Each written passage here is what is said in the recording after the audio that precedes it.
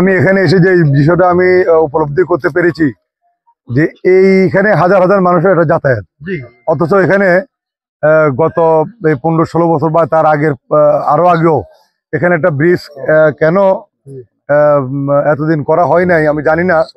তবে অনেক যে গুরুত্বপূর্ণ সড়কগুলা যে মানুষের যে সমস্যা, এটা তো একটা অনেক গুরুত্বপূর্ণ। এই ব্রিজটা মানে আরো অনেক আগে হওয়া উচিত ছিল। আজকে আমরা দেখেছি এখানে তো মানুষের যাতায়াতের কোনো রাস্তাই নেই।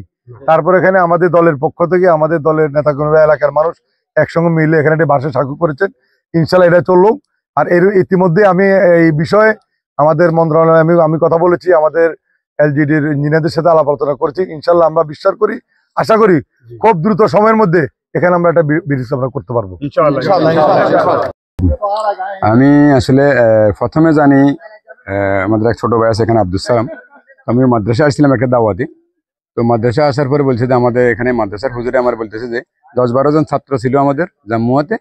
এই 2024-এর বন্যায় এই বাঁশের সাঁকু যেটা ছিল এটা চলে যাওয়ার পরে আমাদের ছাত্রছাত্রীগুলো আর আসতে পারতেছে না। তো আমার কাছে এটা নিজের থেকে খারাপ লাগছে। তো সালাম পরে বললাম যে আপনি উদ্যোগ নেন এটা। তো কাজে আমি এরপরে আমি টিএন অফিসে গেছি, হোসেন ভাইসহ টিএন অফিসে যাওয়ার পরে আমি বলছি যে ভাই এই যে স্থায়ী কোনো ব্রিজ করা যায় কিনা। তো হোসেন ভাই বলছি যে আমরা চেষ্টা করবো। তো এখন আপাতত যেটা করার দরকার এটা করো। তো এখানে আমার থেকে সবচেয়ে বেশি উদ্যোগ নিয়েছে এই গ্রামের স্থানীয় লোক, যারা স্বেচ্ছায় শ্রম দিছে। তো আসলে আমি কতটুকু মানুষের পাশে মানে মানুষের পাশে থাকার জন্য আমি চেষ্টা করছি, আর মানুষ সহযোগিতা করছে বিদায় আজকের এই বৃষ্টি হয়েছে। এখানে 5-7 হাজার লোকের বসবাস এই এলাকায়। তো 5-7 হাজার লোকের যাতায়াতের ক্ষেত্রে কিছুটা অন্তত তাদের কষ্টটা লাঘব হয়েছে। এই জন্য আমি আমার নিজেকে ধন্য মনে করতেছি মুরব্বীদের পাশে থাকার জন্য।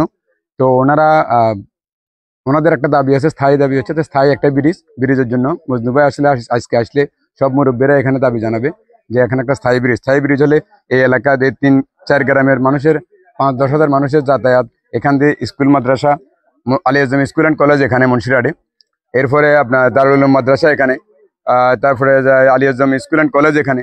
তো এই মানুষগুলা 5-7 কিলোমিটার দূরে ঘুরি যাওয়া, এই জিনিসটা আসলে মানুষের জন্য অনেক কষ্ট হয়ে যায়। আর এই ব্রিজটা হলে মানুষের শর্টকাট মুন্সিরহাট যাওয়ার জন্য এবং যাতায়াতের স্কুল মাদ্রাসা বাজারের জন্য সবকিছুতেই ভালো হয়। তো আমি এলাকাবাসীর পক্ষ থেকে আমার আপনাদের মাধ্যমে, মিডিয়ার মাধ্যমে ঊর্ধ্বতন কর্মকর্তার কাছে দাবি থাকবে যাতে একটা স্থায়ী সমাধান, একটা স্থায়ী ব্রিজ করে দেয়।